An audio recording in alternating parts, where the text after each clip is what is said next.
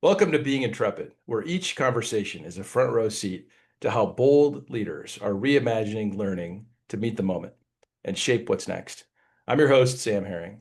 For the past 25 years, I've been building and leading learning companies to help people grow and organizations thrive. Today, I'm excited to be joined by Brian Hackett. He's the founder and CEO of the Learning Forum. The Learning Forum brings together senior leaders from the world's most influential companies and government agencies to navigate change, shape strategy, and drive innovation. I've admired Brian's work for many years. Brian has this keen ability to spot trends that matter in the world of work, HR, learning, technology, and he knows how to attract and bring together top executives to have candid peer-to-peer conversations that really help them solve real problems and shape the future of work. Today's conversation is going to be a little bit different because Brian has worked with all these top learning leaders, human capital leaders, HR leaders. He has a unique view of what makes them successful. So listen up because this episode is designed to help you advance your career as a learning, human capital, and people leader. Brian, welcome to Being Intrepid. Thanks, Sam. Glad to be here. So, Brian, your firm's founding story is pretty interesting. We've discussed this over, more than a few drinks over the years. Tell me what inspired you to launch the Learning Forum. Well, the story, which I actually put on LinkedIn recently because people always ask me this, I wasn't inspired. I was fired. After 9/11, I was at the conference board and they didn't need research because that was overhead. So they got rid of the research function. So here I was looking for a way to pay the mortgage and keep my kids in college. And what I did was reached out to the HR people that I knew and said, basically, I could use your help. And Yeah. the first thing they did was they came back to me with ideas to form groups. And then they helped me build the groups. And that's it. And we started with one and then we had two and now we have 18. But the idea is they're the ones that decide what the group needs to be, what to talk about. And that's, I think, why they keep coming back. It's that peer-to-peer learning. And a Yeah. chance to do it in a candid way. It's That's amazing. Like from the beginning, like the first question, your first outreach, that formed the business. That's what the business is today. Yeah. I Yeah. literally sent an email that just said, I could use your advice. That's it. And back then, a lot of people weren't using email as much. So my phone was ringing off the hook for like 3 days in a row, like people calling me to help. And that's how we started. So I'm just gonna stick a pin in that. Maybe that's a critical career defining question. I could use your advice. What a great open-ended question. And you know what? People are very generous sharing their advice. And, Yeah. at the time, the people I was trying to get help from were like the first person that called me was Warren Bennis, who Hmm. was a leader in Hmm. learning. Hmm. And then it was a bunch of other Ed Shine and a bunch of other real gurus in the space. And then the next wave of people were the heads of HR and learning that I had been working with. Yeah. Same thing. They just called and said, "What do you need? What are you doing? What's the story?" And that's how it started. Amazing. Amazing. So tell us, you work with, lots of different groups, innovation, foresight, skills. Tell us a little bit because our audience is a learning audience. How do you work with chief learning officers in particular? And tell us a little about the CLO Lift project, if because maybe some of our listeners haven't heard about that. Yeah. So we have two chief learning officer groups, one for Fortune 500 and European-based large companies, and the other is for the CLOs just at the big consulting firms. So we have Mhm. those two CLO groups that meet on a regular basis.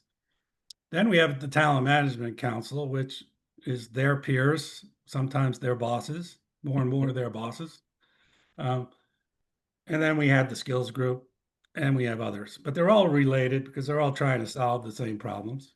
Um, the CLO Lift group, what happened there was the broader CLO group, those two groups I mentioned first, um, basically got together and said, we need to take back the thought leadership in our own space because there's a lot of hype out there, a lot of nonsense driven by vendors that doesn't make sense, and they Hmm. could see through it because they know learning. They've been doing it for 25 years. And they, as a group, decided, we're going to work on this ourselves as practitioners. Um, and they started working. Usually, when we put together what we call a working group, nobody really works, they lurk. But in this case, they actually are working. They're producing white papers, doing podcasts, speaking at conferences, and formulating their own thought leadership and doing Hmm. the work it takes to, like you said earlier, there's some very big paradoxes in the learning space, and they tackle those. And the other thing they did was said, we need to do root cause analysis of these problems. So what they did first was came up with a list of 10 wicked problems in L&D, things that have Hmm. always been issues. And, their point was we could solve some of these, or at least get further along. Um, and that's what they did. And then they selected from the 10, they picked three and worked on those last year. And this year they picked four and are working on those right now. And all of the issues and the topics overlap, and they overlap not just ironically, we should have probably not called it CLO lift because this is bigger than CLOs. Yeah. And um, because it's talent management, it's a lot of other things. So that's the project. If you just Google CLO Lift, you'll find all the resources and past outreach and podcasts and articles and some of the new stuff that's coming out. Um, Yeah, I can't recommend this enough to our audience and our listeners. It's really the thought that's gone into defining the problems, and then beginning to ideate around solutions as well. But probably the biggest work, the foundational work last year has been that problem definition, which has been super interesting. Let's dive into one of these, Brian. One of the topics is the future of the CLO. How do you see, and how does, speaking on behalf of Lyft, how do you see the role of the CLO changing today? what's interesting is it's kind of ironic that the title of a CLO is going away Mm, because more and more heads of learning are reporting to the head of talent. hmm. And they're generally peers. It's not like, but they now are one rung away from the CHRO, Yep. at least on the org chart. Maybe how they influence is different, and that all depends on who that CLO is. So we still call them CLOs, but if you look at their titles, it's more something else. Okay. So that's a little bit ironic because it's also a time when learning and continuous learning and learning as you work are all things that are happening and happening fast. And Mhm. you need someone that understands learning to make that work. And so it's the most important time for learning, but it's a little bit ironic that the head of learning is not reporting. You had to ask me. You're going to ask me another question about. Uh, I'll get to it in a minute. Let's just save that. Yeah. Is there anything you're seeing about organizations, like what they're looking for differently in the learning leader today versus, maybe 5, 10 years ago? Yeah, they have to have the tech chops. They have to really Yep. understand AI, deeply, um, or understand who they can learn from to be experts in this space. Yep. They have to be they have to lead by influencing across different HR COEs and the business units. Um, they need they need to be thought leaders. They need to be able to articulate their own big ideas on where this is all going. Right. Right? They need to be in front of this. Um, so Yeah. Yeah. And are there, if you think back to kind of maybe like tackle mindsets a little bit, we were talking earlier, Brian, I'll avoid the word skills. But what about mindsets or attributes? When you think about, you see what makes a successful CLO across the folks you work with. Are there mindsets, attributes, experiences that you see kind of common? It sounds kind of trite, but the mindset of curiosity and Hmm. Hmm. always learning, like I said, it sounds trite, but it's critical. Like you Yeah. can't be in this space if you're not always learning. Yeah. And the problem is there's so much to learn. So Yeah. you need kind of a skill set of being able to learn all the time, Yeah. right? Yeah. That's probably one of the reasons people like our groups is they can talk to their peers who are also learning as they're working and able to share, hey, there's so much going on. And it helps to hear real stories from other practitioners of Yeah. things that they're doing, not just doing, I mean, not just learning, but doing. Um, Yeah, and I believe one of the new challenges is learning to learn. Isn't yeah, that one of, yeah. that's one of the topics. Yeah. It I sounds mean, which, trite too. well, it's so fascinating. I mean, it makes so much sense to just sort of put the kind of connect the dots to what you're saying here in the world of AI and, increasingly sophisticated agents that are going to obviate so many skills that humans have mastered. Learning to learn is the ultimate meta skill, and one could argue, and who better to demonstrate that than the chief learning officer, right? If they're not doing it, who is? Yeah. I mean, all the knowledge is out there, all the content is out there. Yeah. So that's a given. It's now Yeah. the ability to use that knowledge. And I think you mentioned something earlier too that's really important is, you know, we talked about personalization and how that can be good and useful, but it also has its challenges. Yeah. And what we're hearing more and more, which is a good thing, is understanding how this type of use of AI and learning and has to be done in teams and cohorts Hmm. because you get a different kind of learning when a group of people are working on the same issue.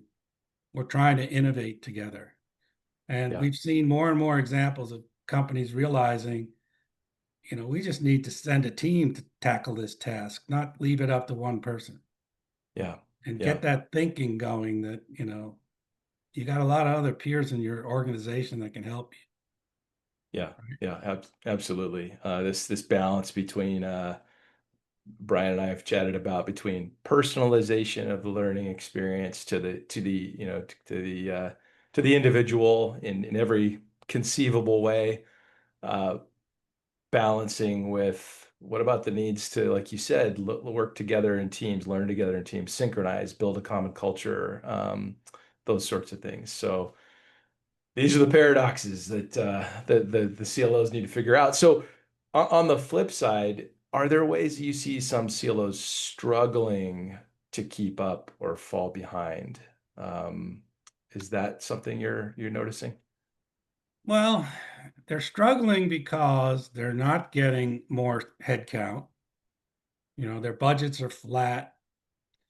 Um, so they don't have the resources they really would like to have. So they have to do this through influence. Hmm. Um, and they still have all the other activities they always had. So nothing's going away.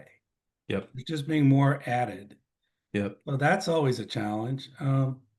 You know, AI, they always say AI is going to free you up to do more creative work. Well, that's just not true. It's just going to help you do more work. Maybe it will be more creative, but the amount of work is not going to go away. And that's also on for the rest of the team, your Yeah. L&D team and your HR team.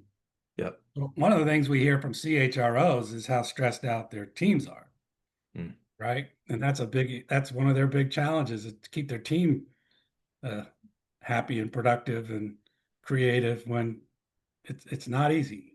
Um, Yeah. Yeah.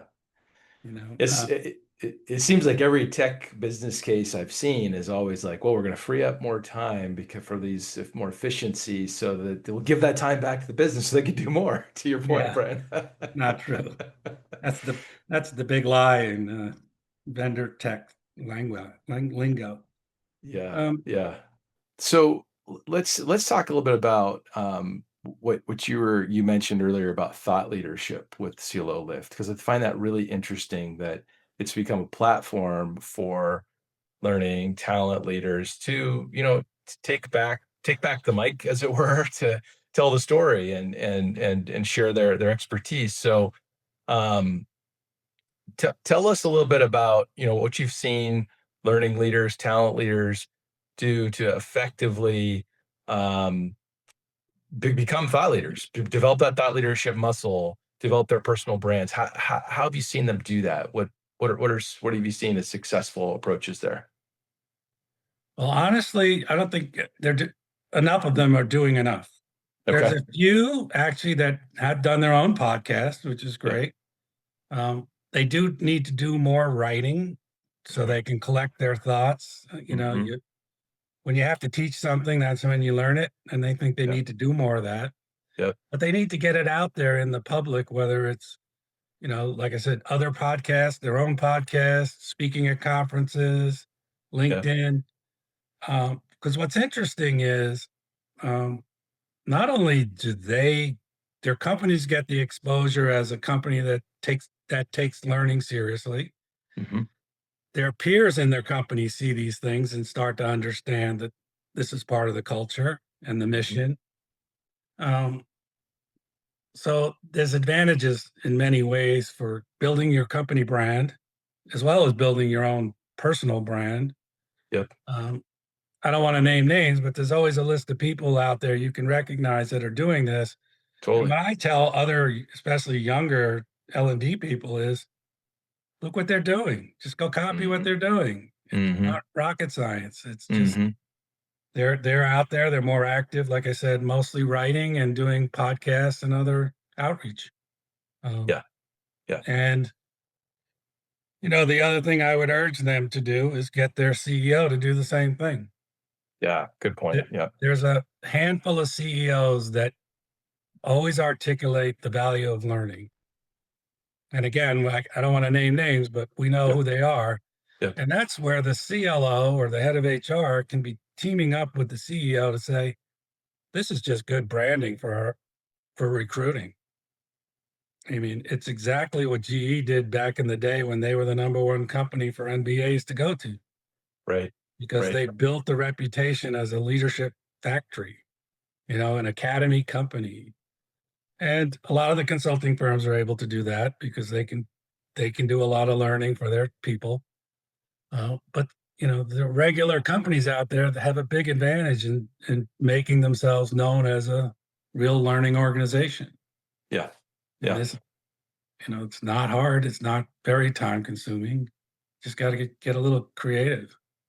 Join CLO Lift is what I'm hearing. Like people need to That doesn't hurt. roll up their sleeves. Well, if you join CLL Lift, we help you get the outreach going. So we saved you some effort. Yeah. Yeah. Well, and like you said earlier about teams working together, it's a great example of teams of learning leaders coming together to solve a common problem. So stand up, Yeah. just, build, define the problem, identify the solutions, get some writing out there.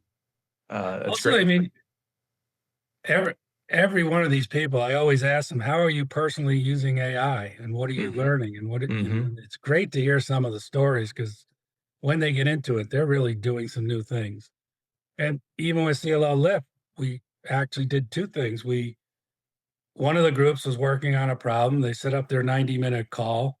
Then they used AI to generate a report. Then they sent that back and got the team to refine the report and kept asking other questions. So they actually practiced what they preached. Yep. Then another thing they did was we used a survey tool that instead of just interviewing people or sending a written survey, we used an AI tool that asked about the future of the CLO. So we asked Okay. CLOs about what they think about that. And then the AI was able to adjust the questions based on who they were talking to and the answers they were getting, because the AI was trained to be an interviewer. Okay. Okay. And right. Well, So let me hand the mic over to the AI. Like, yeah. what did the AI find out when it asked the question about the future of the CLO. What's the big reveal here, Brian? Well, actually, I didn't read the whole report yet. Okay, that's fair. That'll Let's. be, What do you think? What do you think that what would be your perspective on the future of the CLO? um, it's interesting because I think the future CLO has to look to be more like the past CLO. Mm, okay. Like I What do you mean mentioned by that? GE, right? Yeah. So Steve Kerr back in like 1994 became the CLO at GE. That was Yep. when the term came up, Yep. right? That was where the term was created. And he was an academic brought in by the CEO Hmm. for the purpose of transforming the business, using learning to change, to be more innovative, to work across business units and companies, because GE is a Yep. collection of Yep. different companies. And that is how they used Crotonville as their launch point to do this kind of learning. And it was a lot more than just learning because they Hmm. move people around a lot to get Hmm. knowledge transfer going. Hmm. They also had a great concept of if you did something really great in your business and you didn't share it, that was not a good thing. So the Hmm. whole culture had to shift to sharing your learning, right? And that was a big part of how they managed that business at that time. Um, so that's why I say it's like we need more of those types of CLOs that are talking to the CEO Right. or at Right. least talking to the head of strategy. Yeah. The one other piece of advice I've been giving my my all my HR friends is now that most companies have a chief AI officer, I said go meet them as often as you can Right. because Right. they're the ones now have the mandate to figure this out and to get results. And a lot of those results are going to come through learning. Right. Right. And you have the skill to help them with the learning, the change management, everything else we know needs to be done with their skill set. Yeah. So Uh, I like how you just elevated that back up to CEO strategy activation, innovation for the future of the organization.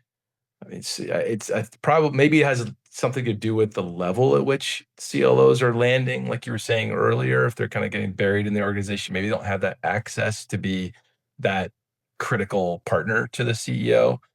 It seems somewhat rare that that happens, but I think that's a great inspiration, for where they really need to be and how they can show impact. And like you said, it's all gonna have AI is gonna be central to that in the future. well, I think it's also up to the CHRO to make this happen. Hmm. They need to Hmm. give a little more credibility to whether it's the head of talent or the head of learning or both together. I Yeah. think that's what's going to happen. It's going to be those two roles together Yeah. that are going to they first have to sync up and coordinate and have a plan. Um, but then, you know, work together to do this. Yeah. Uh, and again, it's the best time to be doing it because there's never been a more important time to have real continuous learning. And, Absolutely. it's never been a better time. And I think the other thing is some of these other people that are maybe are further down the food chain just need to step up, need to get courageous and say, I can do this, you Yep. know. And Yep. that's why I think they need to do more thought leadership of their own, get their own ideas on paper.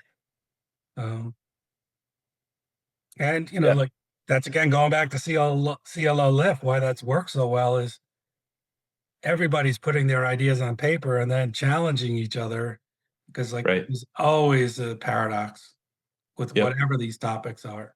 Yep.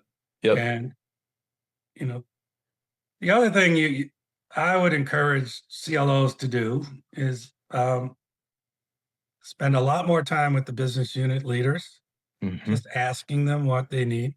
Hmm. Whether if it's skills, ask them what the skills gaps are. You don't need to build a taxonomy to know what your gaps are. Yep. Your Yep. business will tell you. And then also talk to frontline workers more often.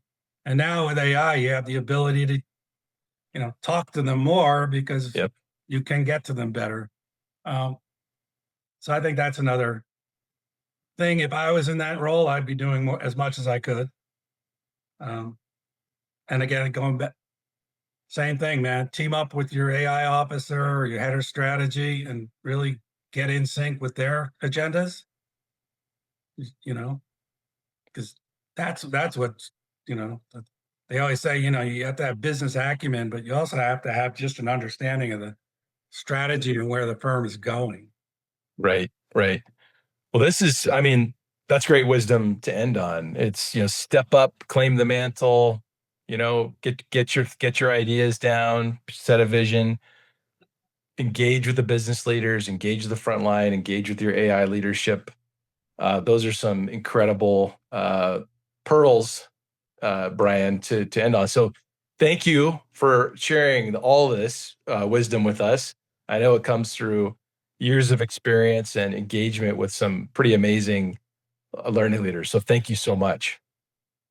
Thanks for having me, Sam. Absolutely.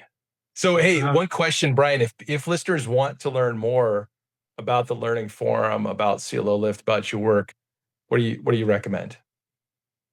Google it. Google. The Learning Forum The Learning Forum. It's actually very easy to find on Google. I've done that many times. So or Brian Hackett. You might get the guy from Wings, but then you might get me. Um, awesome, awesome. Well, thank you, Brian. Thank you, Um, Sam. Absolutely. So if you enjoyed today's episode, you could follow us and subscribe to Being Intrepid. You can go to our website, our page on podcasts. You can go to Spotify, Apple, YouTube, all the places.